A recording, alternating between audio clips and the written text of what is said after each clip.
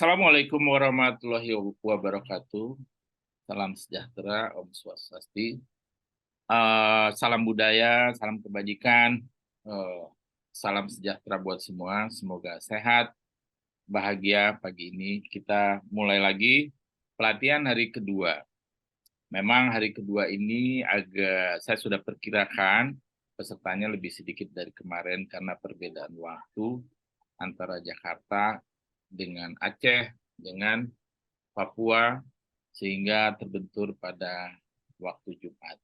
Namun demikian, teman-teman yang tidak bisa mengikuti secara live langsung begini, nanti akan ada rekamannya yang kita publish mungkin minggu depan setelah kita potong-potong menjadi pendek sehingga menontonnya lebih enak.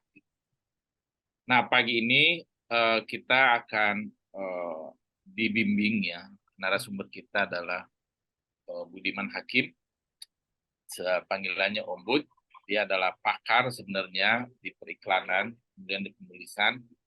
Sehingga saya kira ya materi beliau ini akan sangat kuat ya dalam pemilihan kata, dalam penyusunan kalimat, dan lain-lain. Karena sebagai orang iklan, hal itu penting ya, supaya orang terayu sehingga berubah sikap dan mengambil tindakan untuk membeli.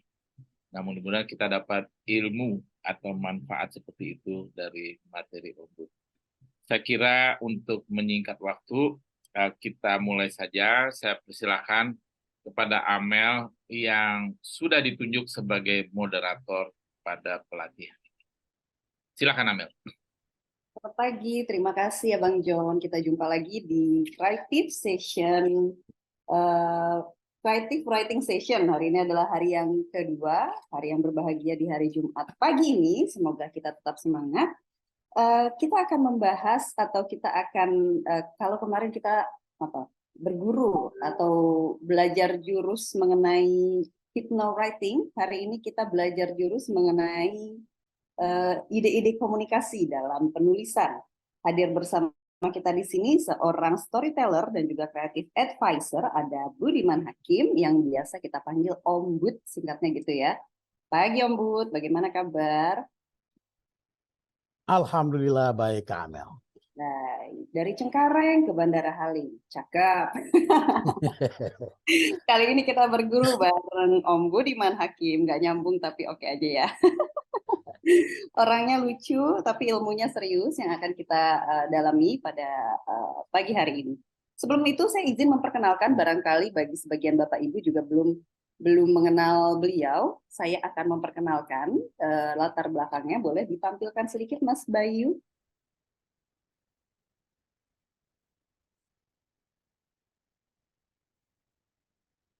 Tak kenal maka tak sayang, karena itu supaya Bapak Ibu dan teman-teman di ruang visual ini sayang pada Om Bud, saya izin memperkenalkan.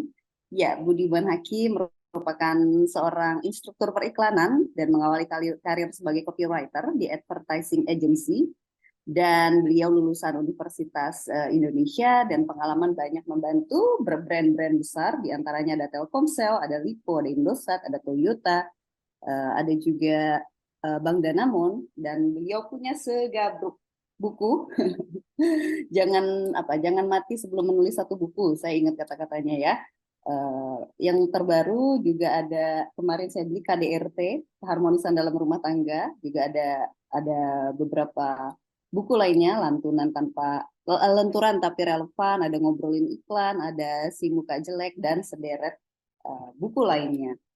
Kalau mau kenalan lebih lanjut, bisa dicolek di media sosialnya, di Instagram ada Budiman_Hakim, atau Twitter juga sama, Budiman_Hakim. Juga main di TikTok, buat anak-anak milenial, anak-anak Gen Z, mau main bareng di TikTok, boleh. Om Bud 2405.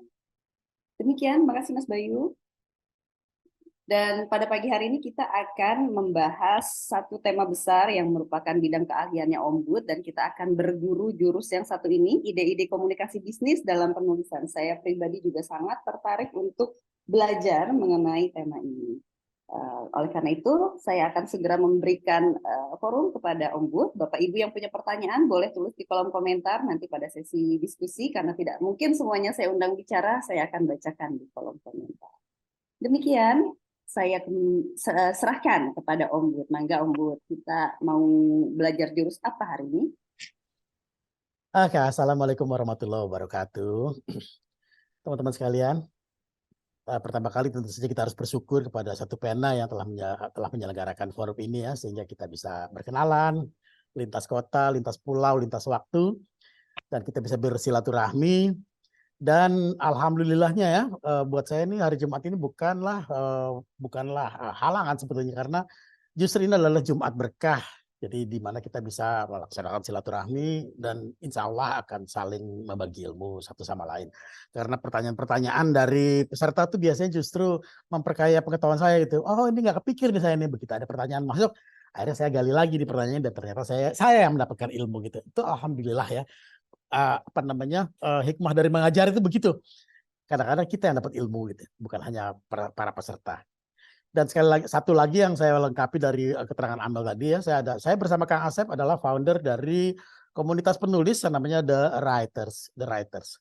Kenapa kita pakai namanya The Writers, pakai S ya, karena kita percaya, memahami bahwa semua orang itu tanpa kecuali adalah penulis.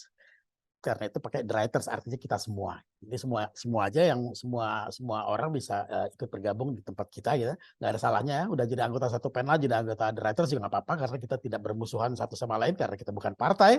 Jadi nggak ada masalah. Dan tagline yang kita pakai adalah sebelum mati buatlah minimal 1 buku.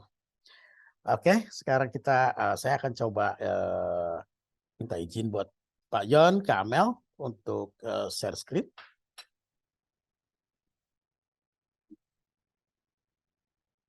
Oke, kelihatan ya? Ya, sudah kelihatan Om. Oke, terima kasih Kak Amel. Buat teman-teman yang belum tahu ya, saya sama Kak Amel tuh deket banget gitu ya. Kak Amel tuh udah saya anggap sebagai kakak saya sendiri gitu. Oke teman-teman sekalian ya, salah seorang guru menulis saya ya, namanya Yo Tung Hai, selalu berkata bahwa menulis itu adalah ibu dari semua karya. Jadi menulis adalah ibu dari semua karya. Saya terus tanya sama dia, emang kenapa ya lo punya berpikir seperti itu? Dia mengatakan bahwa semua profesi itu butuh literasi. Kemudian beliau juga kebetulan adalah seorang tour leader ya, dia sekarang base-nya di Paris. Dan dia merasakan sekali bahwa untuk membekali profesi yang dia tekuni itu, sekarang dia juga butuh literasi. Dan setelah dia berpikir-pikir, ternyata memang literasi itu mencakup aspek kehidupan seluruh profesi. Jadi apapun pilihan kita, apakah kita mau jadi bankir, apakah kita mau jadi ustadz, apakah kita mau jadi stand up comedian, insinyur, pilot, artis, youtuber, dan lain-lain, semuanya berhubungan dengan literasi. Literasi akan selalu mengikuti kita. Jadi siapapun yang bilang bahwa saya tidak bisa menulis, saya nggak pernah menulis, saya benci menulis, itu sebetulnya hoax ya. Karena apapun yang dilakukan, dia tetap akan berhubungan dengan literasi. Apakah kalau dia bankir atau dia orang pegawai di kantor, dia tetap terpaksa harus membuat laporan. Kalau dia jadi stand up comedian, dia terpaksa harus bikin materi. Begitu juga jadi YouTuber dan segala macam. Semuanya butuh literasi. Dan kalau seandainya semua profesi butuh literasi, artinya adalah kita mau berbisnis apa? Dalam hidup pasti semua orang berbisnis. Tidak mungkin semua orang tidak ada yang tidak berbisnis. Nah, ternyata kalau kita amati apapun karya yang kita buat, apapun bisnis yang kita lakoni, apakah itu film, buku, interior design, website, lukisan, pidato, pokoknya semua produk, ternyata itu semua berhubungan dengan literasi. Nah, jadi dari pemaparan di atas, kita bisa mengambil kesimpulan bahwa yang namanya literasi itu tidak hanya menghasilkan buku. Jadi buat teman-teman semua ya, kalau kita dengar literasi, wah bikin buku ya, wah bikin buku. Enggak, bikin buku itu adalah salah satunya. Tapi sebetulnya literasi itu sekali lagi mencakup segala macam aspek kehidupan kita, sehingga kita bisa membuat apapun dari literasi.